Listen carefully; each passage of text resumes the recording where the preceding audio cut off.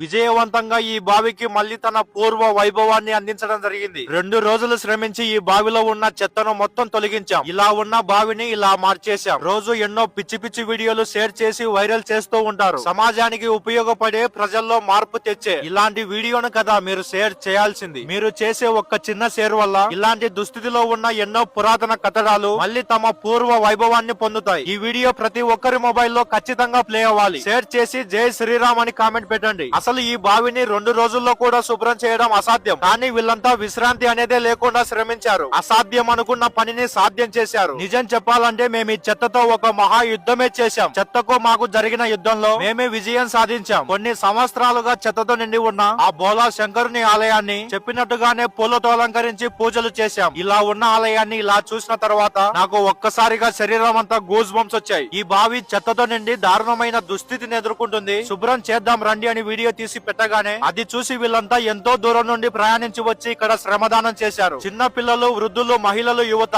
అందరూ పాల్గొని ఈ కార్యక్రమాన్ని విజయవంతం చేశారు. నేను పెట్టే ప్రతి వీడియోలో చెప్తూ వస్తున్నా, అన్ని చోట్లకి వచ్చి మేము శుభ్రం చేయాలంటే చాలా కష్టం. దయచేసి ప్రతి గ్రామం నుంచి యువత ముందుకు వచ్చి మీ గ్రామాల్లో ఇలాంటి దుస్థితిలో మన పురాతన కట్టడాలు ఉంటే మీ ఊరి పెద్దలను సంప్రదించండి. శుభ్రం చేపించాలి అని ప్రశ్నించండి. ఒకవేళ వాళ్ళు సహకరించకపోతే మీరు ఒక 20 మందిని సిద్ధం చేసి మాకు మెసేజ్ చేయండి. మా టీమ్ తో నేను అక్కడ ఉంటా. కలిసి శుభ్రం చేద్దాం. చాలా పురాతన కట్టడాలు శిథిలావస్థకు చేరుకున్నాయి. మన సహాయం కోసం ఎదురు చూస్తున్నాయి. మనం ఇంకొన్ని సంవత్సరాలు వాటిని పట్టించుకోకుండా వదిలేస్తే అవి మనల్ని వదిలి వెళ్లిపోతాయి. ఒక్కసారి ఆలోచించండి. ఇలాంటి కట్టడాలు శిథిలావస్థకు చేరి పడిపోయాయంటే మళ్ళీ ఇలాంటివి మనం నిర్మించగలమా అని. మనం కేవలం వారంలో ఒక్కరోజు సమయాన్ని కేటాయిస్తే చాలు. మన భారతదేశంలో ఇలాంటి దుస్థితిలో ఇక ఏ పురాతన కట్టడం కనిపించకుండా చేయొచ్చు. ఇంకా ఎన్ని రోజులని ఇలా నిర్లక్ష్యం వహిస్తూ ఉంటారు. దయచేసి ఇకనైనా మేల్కోండి. మన ఈ వారసత్వ సంపద మనిషి రూపంలో ఉన్న రాక్షసుల వల్ల నాశనం అవుతుంది. చూడండి, చెత్త వేయడానికి, మద్యం తాగడానికి, మలమూత్ర విసర్జనలు చేయడానిక మన పూర్వీకులు వీటిని నిర్మించింది. ఏ మనుషులయ్యా, సిగ్గుండాలి కొద్దిగైనా. కడుపుకు అన్నమే కదా తింటున్నది, గడ్డి అయితే కాదు కదా. మన ఇంటిలో బాత్రూములు కూడా ఇంత దరిద్రంగా ఉండవు. 2 రోజులు కష్టపడి శుభ్రం చేశాం. ఇకపై ఇందులో చెత్త వేసే ముందు 1కి 2 సార్లు ఆలోచించండి. ఈ బావి నంద్యాల జిల్లాలోని అవుకు మండలంలో ఉన్న